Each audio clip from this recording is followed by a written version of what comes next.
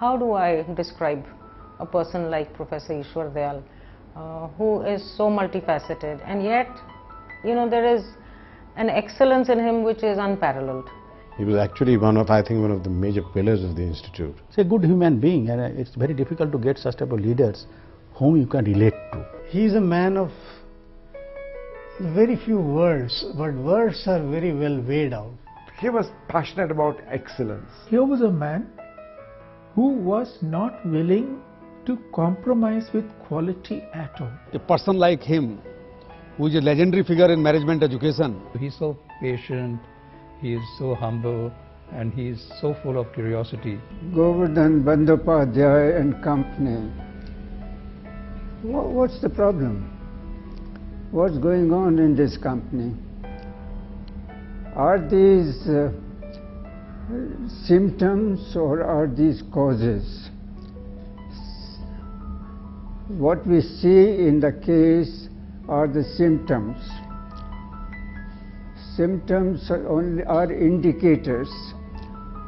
What we need to understand is what is causing these symptoms, and therefore the question of what is the problem in this company. There's a lot of competition in the market, and this company is finding it very difficult to respond. I think the problem is internal. There is a lack of coordination between marketing department and the production department. Yes, okay, but what's the problem? For the past 50 years, Professor Ishwar Dayal has asked and sought answer to this very question. What is the problem and what has led to it? Not only to his students at the IIMs at Calcutta, Ahmedabad and Lucknow, or his clients at the State Bank of India, the Life Insurance Corporation of India, or in the United Nations, but also numerous times to himself. It is this quest to inquire, to understand what underlies an issue, a phenomenon or human behavior that has driven this man all his life.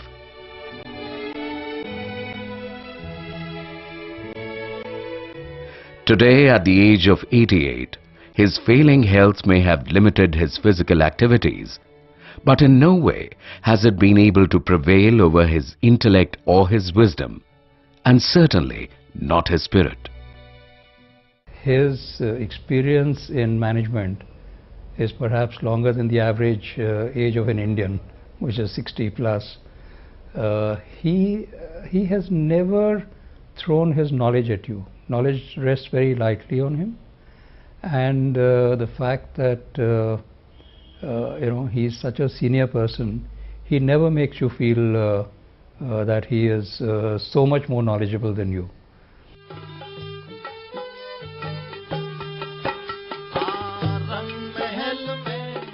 Ishwar Dayal was born in 1924 in the city of Indore. He was the third son of Roshan Lal and Gurpyari.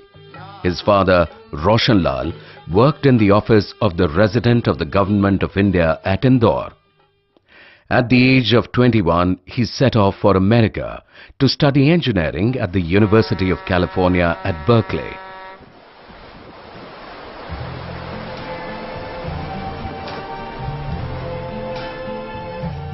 I see trees of green.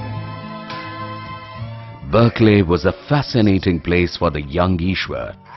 Its liberal values, open culture and international community were to leave a lasting impact on him.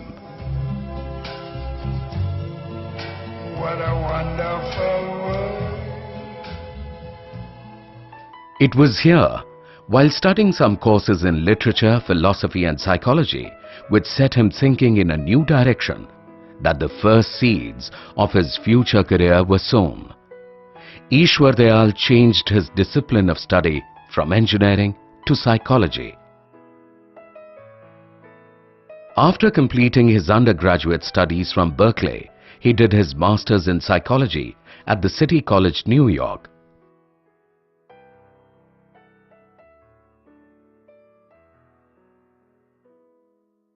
And later, he registered for a PhD at the University of London, but had to abandon it mid-course due to some personal compulsions. Ishwar Dayal's career as a young executive started in Calcutta. India had recently gained independence from British rule. In the new independent India of the 50s and 60s, Calcutta held a special place. It had long been an intellectual and cultural center in the country.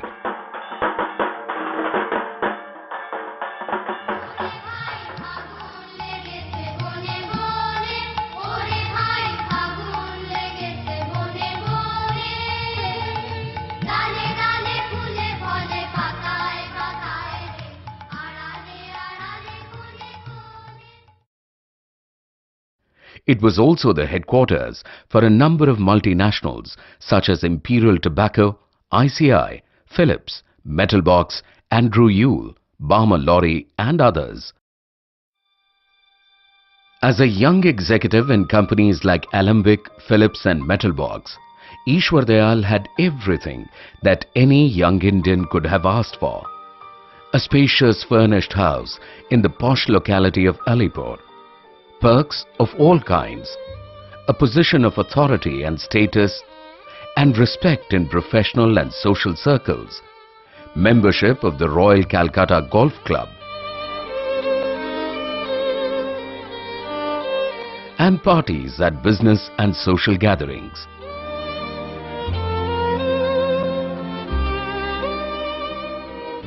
India's first national business school, the Indian Institute of Management or IIM, had just started in Calcutta in the year 1961 in academic collaboration with MIT Sloan. Ishwar Dayal was sent by his company to attend the Advanced Management program in Srinagar that was conducted by AIMA and MIT in collaboration with IIM Calcutta. The month-long program conducted by John Vine, Associate Dean of Sloan, and his colleagues from MIT and the IIM opened a whole new world for Ishwar.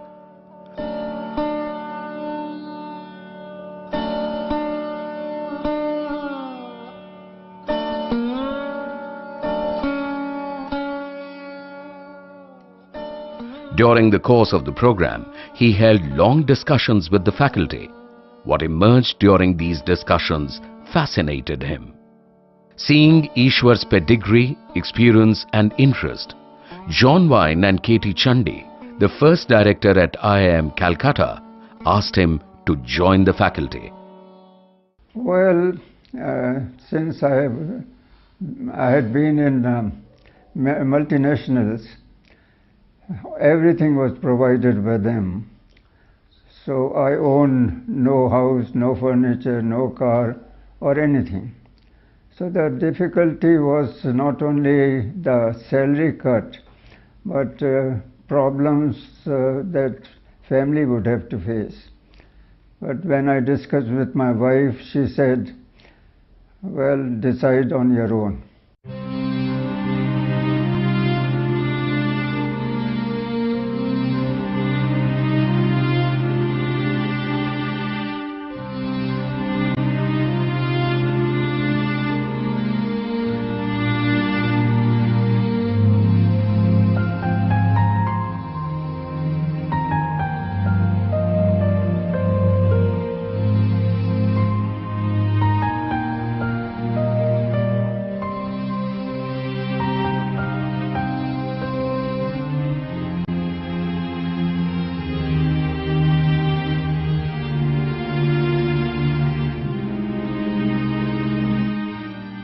Dear Sir James Lindsay, I hereby resign from my position in the company. I take this opportunity to express my gratitude to you and my esteemed colleagues for your earnest support. Life at IIM Calcutta was not easy either. For one, its campus at Joka had yet to come up. The makeshift campus functioned out of the town of Barakpur, which was 25 kilometers away from Calcutta. There were a handful of rooms which were shared by the faculty members and the administrative staff. space was very limited and amenities like comfortable furniture and air conditioning were out of question. But Ishwar and his colleagues did not mind, for they were enthused by a far greater challenge. Management education was a new concept, and many questioned if management could at all be taught. Well, 1963, management education was quite unknown in the country in the sense that we had no too long programs. And the multinationals particularly believed in apprenticeship for developing manpower rather than depend on classroom. We visited regularly large number of organizations, the senior faculty, myself, director and so on. At the same time, we thought that unless they go through an experience of that kind, they will not change their way of thinking about management education.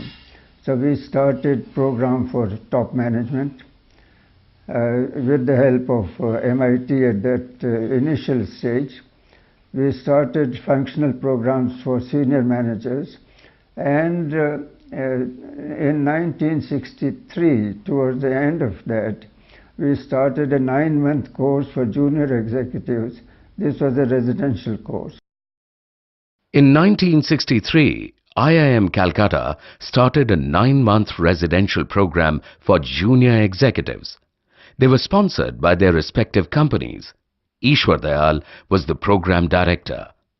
Soon after that, the faculty, including those who came from MIT, started a series of discussions to develop the 2-year postgraduate program. The emphasis for this extensive exercise was to draw from the Indian business environment and local experiences. IIMs had taken a broader view of management education, happily, and they had given a lot of freedom to faculty to learn from others. For example, in organizational behavior, Calcutta recruited people with psychology background, sociology background, anthropology. Interacting with these was a great learning experience for me, and all of us had to struggle to apply whatever we knew to practical things. And therefore, visiting companies and testing out our ideas became an important consideration for us to teach as well as we wanted to. Teaching was a new learning experience for Ishwar. It made him see the world with a much broader perspective. The more he immersed into academic life, the more he realized that it required a deep commitment to learn. Teaching students was foreign to me at that time. So I studied a great deal, prepared myself to shift over from executive to a teaching role. And in that process, I decided that every session is a new session. And as soon as I finished a session, I tore off my notes so that I'm not tempted to see for the next session what I had done there. With teaching also started a new love for Ishwar, that of reading.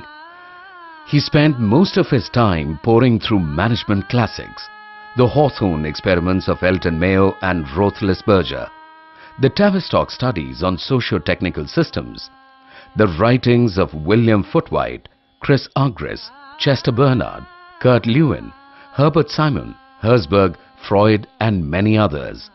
Absorbed in this new world of organizational theories and human behavior, research and consulting, Ishwar developed a deeper insight into organizations and people. What was more, he got the opportunity to confirm his reflections and thoughts with great minds from MIT like Warren Bennis, Thomas Hill and Douglas McGregor. In late 1963, the workers of the J Engineering Works at Calcutta went on a strike. This was no ordinary event. 1. The excellent industrial relations at J Engineering prior to the strike had served as a model for many factories in Calcutta.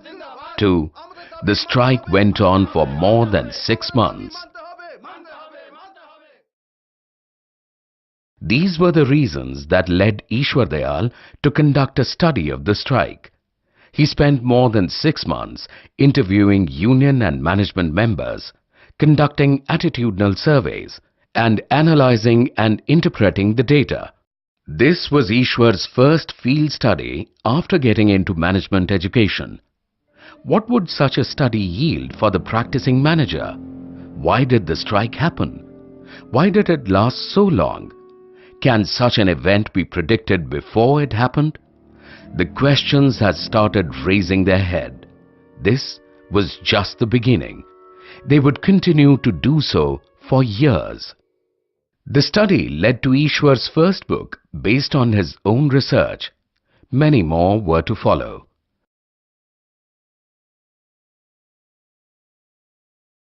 His 35th book on organizational development, based on his experiences from business, research and consulting, was published and released in July 2012.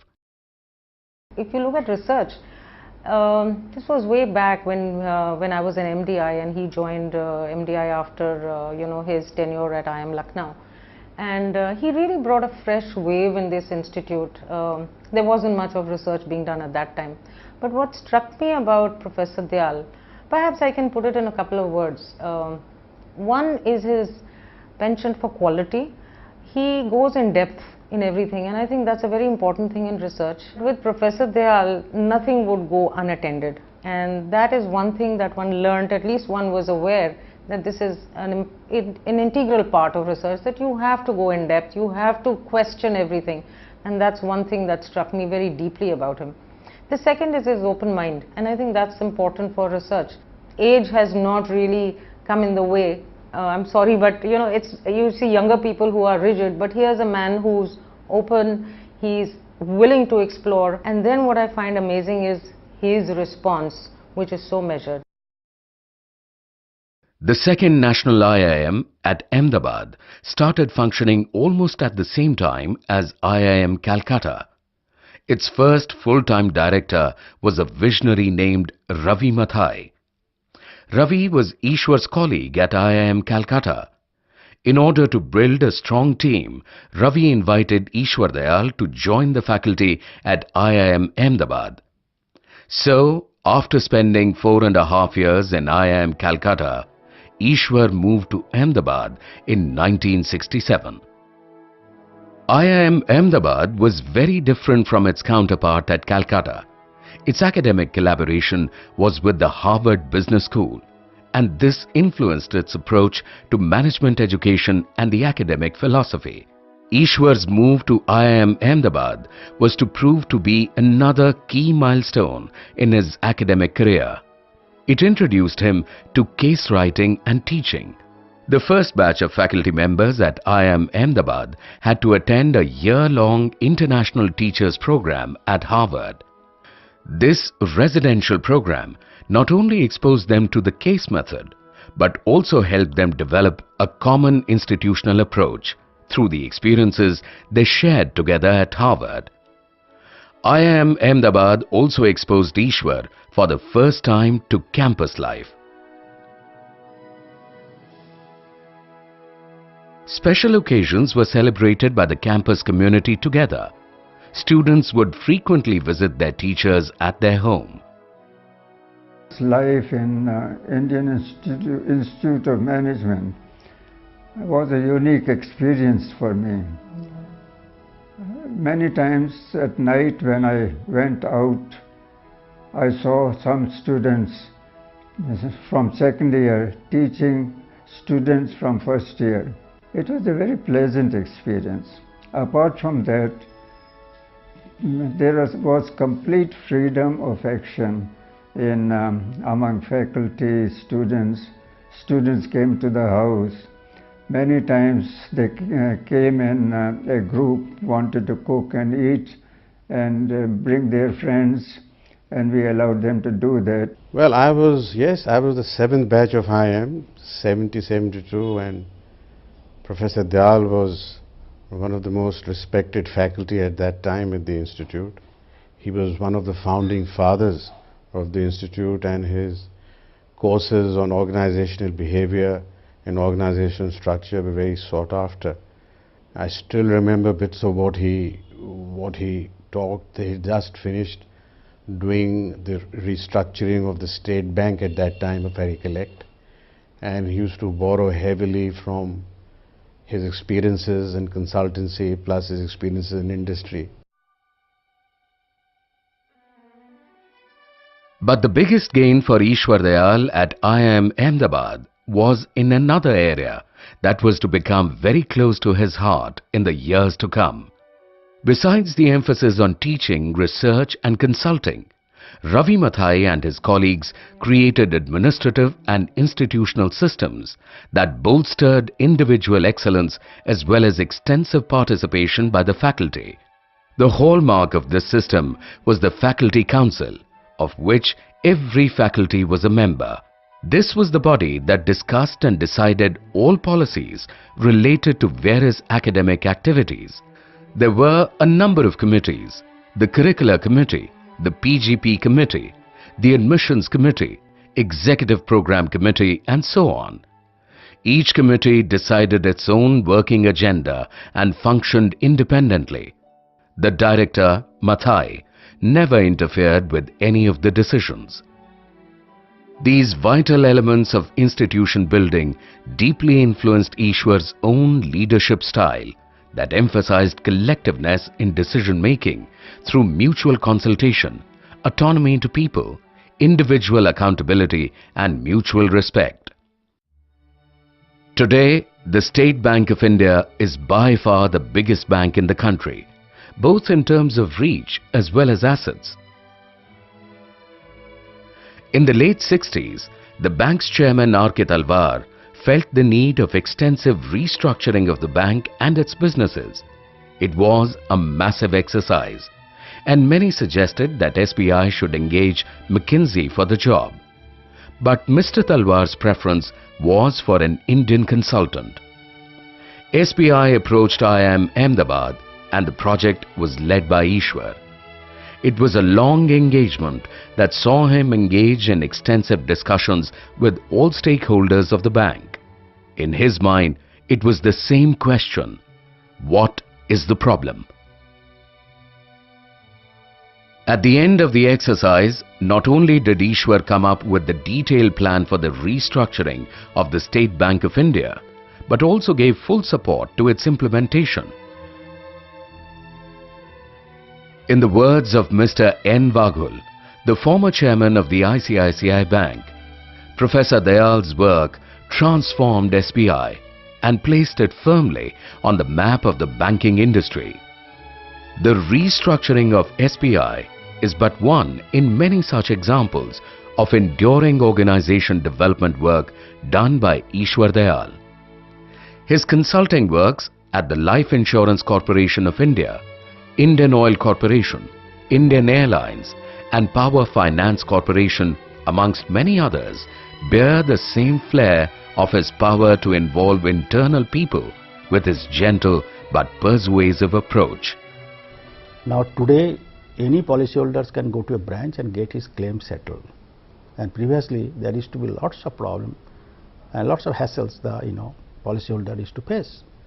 And then to create that organizational structure while decentralization, and it's a mammoth and massive job. His mantra was decentralization. 80% of work must be done in the branch, 20% of work to be done at the central point. Give the power, authority, responsibility to the branches. Both LIC experiences and today we see that what a great thing he contributed to the nation. And as and when the foreign banks were started coming, in the meantime our banks also became so strong. When the foreign insurance companies also were coming, after 92, 93, then that point of time our insurance companies are also strong. So this is all his contribution, the way I look at it today. There were a lot of things he did which we were not doing and were needed to be done. As a consultant, he could diagnose the problems very well. That was his grasp of problems was so quick, and then finding solutions by discussing with the people, getting solutions out of the people for what can be done, and then putting it into place. I think it was a great contribution, and we still are using those ideas in running this organization in many ways. One thing I found in his entire working was winning over people to a particular thought process. See, eventually things happen when people are convinced about that this has to be done. And somehow people felt a lot of wisdom in what he's telling. I think that was the beginning, that they started feeling, yes, we could do better. We could do much better. To be able to bring about this change in the thinking of the people was, I think, one very great point in his favor.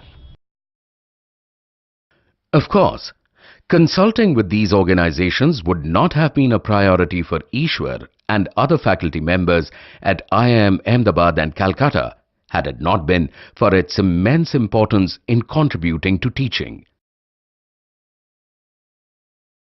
During his tenure at IIM Calcutta and Ahmedabad, Ishwar had closely seen the working of private enterprises and even public sector undertakings. But now, he wanted to study how public systems worked, and he wanted to do this as an insider. So, in 1973, he took over as the director of the Indian Institute of Public Administration. At that time, IIPA was going through a difficult phase. Government funding had been cut down, good people were leaving, and the morale of people in general was low. With his characteristic quest for organizational renewal, Ishwar managed to bring new perspectives in this situation as well. He recruited new faculty, started a number of training programs for senior government administrators and the public sector, encouraged the staff to engage in applied research and consulting, and built relations with the external world.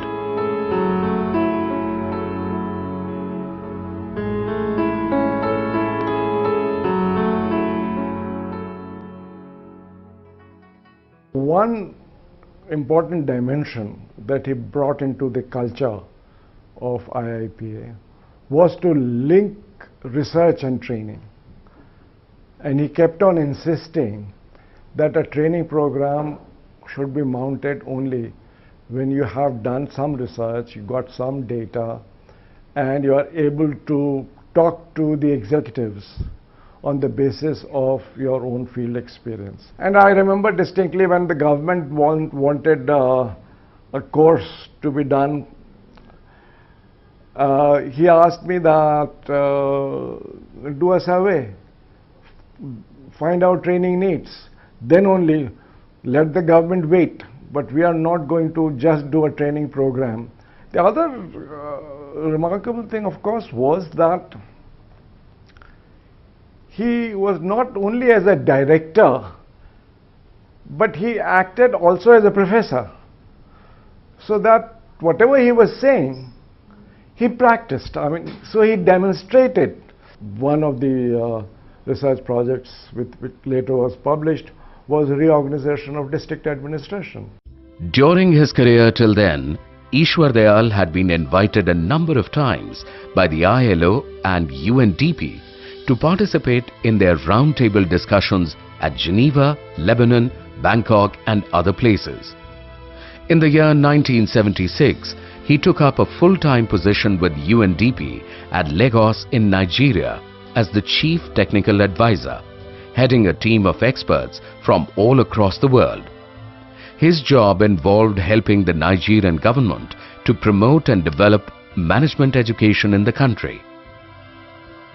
4 years later, Because he felt that India needed his services more than Nigeria did, he resigned from his position at Lagos and returned to India.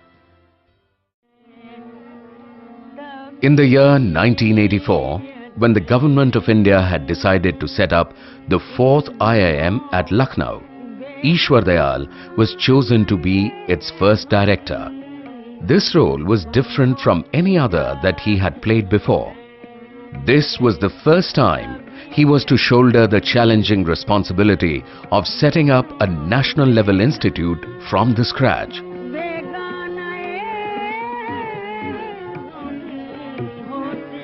We started from one room in Butler Place. Then subsequently, within 3-4 months, we shifted to Giri Institute of Developmental Studies. We are given some spaces. There also our seating arrangement is to be around the round robin mechanism. So one faculty member goes out, we used to sit in that in that chair, and we started the first batch in 1985. I feel rather excited to be talking about those initial days when I joined IIM Lucknow for the first time. That was 86. I got a rickshaw, cycle rickshaw, and that fellow was adventurous enough to take me through God knows what kind of roads. They were kacha. There were ups and downs and boulders around, but he was able to reach me there. There I found that the institute was housed in the Giri Institute of Development, NXC. So if you go by infrastructure, there was hardly any. There was a committee to look after management education headed by Professor K.R.S. Murthy of Bangalore.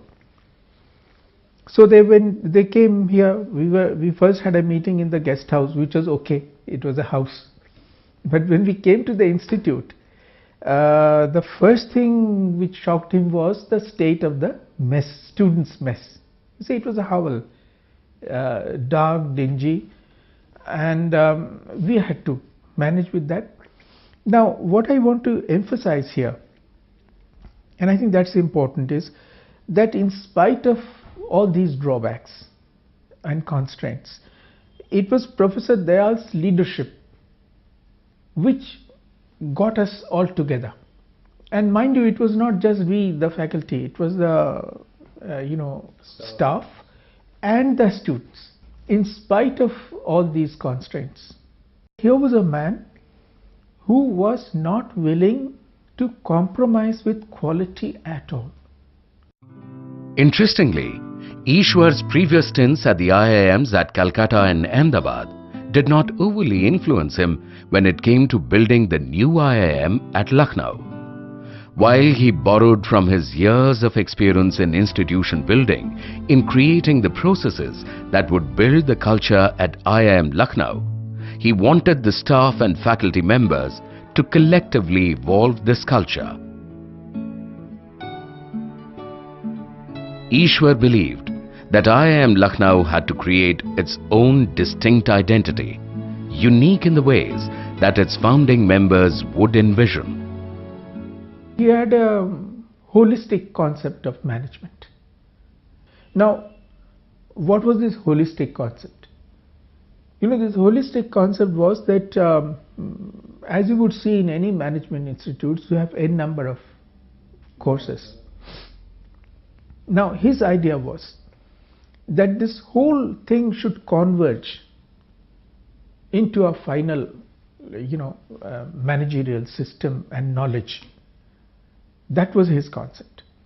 So it implied two things, One is that every course, no matter it may be a quantitative course, it may be a human resource development course, it may be a history course or economics course, the whole faculty was to be involved. So even if an HR person was supposed to comment on a quantitative sciences course, now he was saying that that is what is required. You are not professors of economics or statistics or this or that, but you are professors of management. I had a very strong belief that we are not teaching subjects. We are teaching managers to analyze, predict, decide on problems that they face from day to day. Now, there has to be integrative approach to understand problems, because no problem arises because of any single causal consideration. And therefore, the teaching had to be integrative. Now, if teaching had to be integrative, it is necessary to have organization which will allow people to integrate, interact with one another, have joint teaching and things of that sort. Now, departmental arrangement separates people, and therefore we did not have departments, but instead of that we had 4 clusters.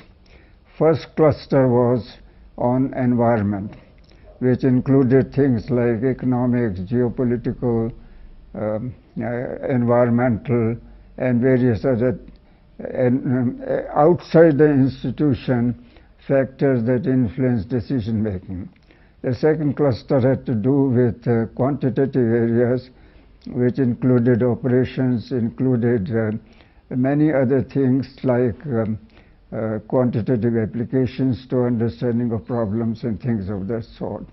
The third group was the behavioral group, which included not only understanding of organizations, organizational behavior, market relationships, consumer behavior, and all aspects relating to behavior. And the fourth group was integrative group, which was business policy, the finance, information and systems, and so on. So these were the clusters that were operating in terms of the problem areas rather than subject classifications. Ishwar and his team met a number of industry leaders and eminent persons known for their contributions to education to understand their needs and views about what should be the focus of IIM Lucknow. These discussions led to an important decision. While the institute will offer the general postgraduate program for young graduates, it will have a sectoral focus in building knowledge and expertise, and will offer sector-focused programs to working executives. In his endeavor to create a peer culture similar to what he had experienced at IIM Ahmedabad, he encouraged the faculty members to build the programs collectively through discussions and consensus building. He was a person who was interested in faculty playing the central role in the development of the institute. You see, usually, and what we found in later days after he went away was the so-called management of the institute will take a decision and the rest of the people were supposed to implement that, not he. And he had endless patience to bear with all kinds of discussions and cross comments and so on and so forth. Now that is a model which I think we miss today. It's no more there. Besides holding these key leadership positions, Ishwar Dayal has been actively involved in and has contributed to many other organizations. He was the founding dean of the International Management Institute in Delhi. He helped build the research program at MDI Gurgaon. He was the chairman, academic committee at the Fortune Institute of International Business.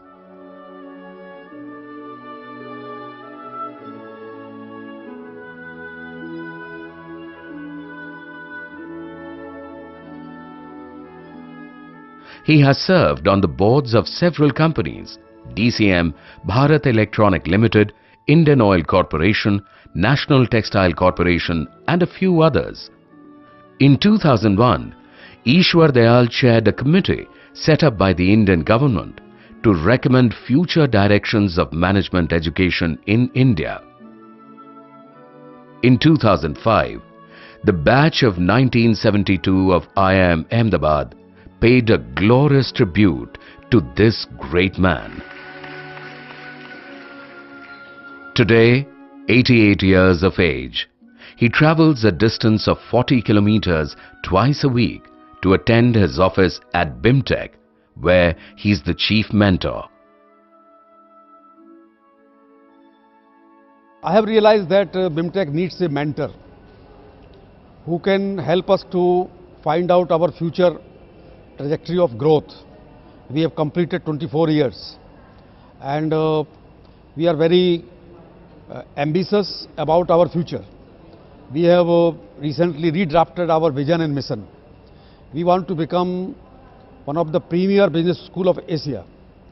So we thought that we should invite a person like him, who is a legendary figure in management education, who has written profusely on management education and related issues, who has been a par excellence institution builder. So I think he will be the most appropriate person to guide us in the institution building and to make this institute a premier business school of Asia.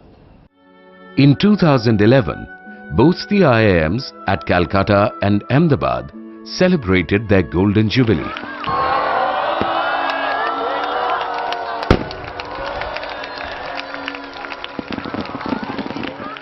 These past 50 years have seen a number of Indians contribute significantly to leadership in management education. In India, in addition to Ishwar Dayal, they include Uday Parikh, Dharani Sinha, JBP Sinha, Sudhir Kakkad, Mrityunjay Atreya and many others. Perhaps more significantly, in this period, India has also given many a thought leader to the world. These include C.K. Prahlad, who was an alumnus of IIM Ahmedabad and a provocative thinker who changed the way executives around the world looked at corporate strategy. Sumantro Ghoshal, born and educated in Calcutta before he did his double doctorate from MIT and Harvard. Marketing guru Deepak Jain, hailing from Assam, who has been the dean at Kellogg and INSEAD. Jagdish Sheth, who had joined the faculty at IIM Calcutta just after Ishwar Dayal had left. World's leading management thinker Vijay Govindarajan, who was a faculty member at IIM Ahmedabad in the early years. Nitin Nohria, an alumnus of IIT Bombay and the present dean of Harvard Business School.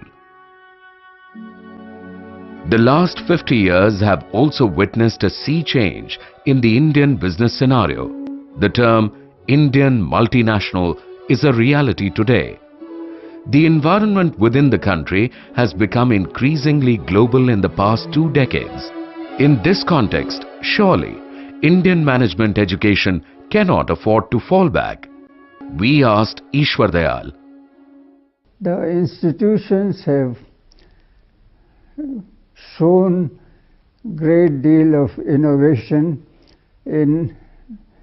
at different stages of their development, but continuous urge for excellence is totally lacking. Innovation that is required in management education, development of research, development of ideas, all these require an institution which supports experimentation. The difficulty is that we have to break away from departmentalization, hierarchy, and allow people to discuss their half-baked ideas to develop their research projects. In his recent book on organizational development, Ishwar has given us a glimpse of his vision for Indian organizations. He wrote, A factory in Calcutta had no supervisors. The operators were themselves responsible for output, schedules and quality. Rejects were few. They were paid only 60% of the wages that prevailed in many large organizations. During interviews, I asked the employees reasons for why they were not seeking jobs with higher wages, and almost all of them said that they enjoyed the companionship and freedom their work offered. They were happy in their job.